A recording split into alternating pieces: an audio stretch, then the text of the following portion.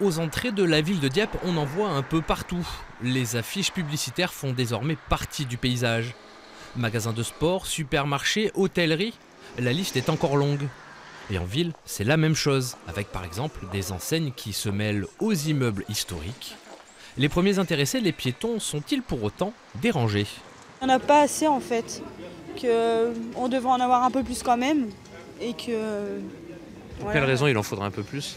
pour faire plus de publicité, pour faire un petit peu marcher le commerce aussi. On est habitué à les voir, donc bon. Et est-ce que ça vous gêne, vous? Bah, j'en suis indifférente.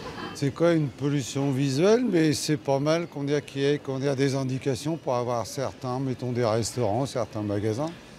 À Dieppe, selon un diagnostic, 2200 panneaux publicitaires ont été recensés, dont 500 non conformes aux règles actuelles.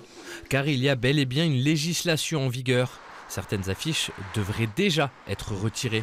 C'est le cas par exemple sur cet axe routier.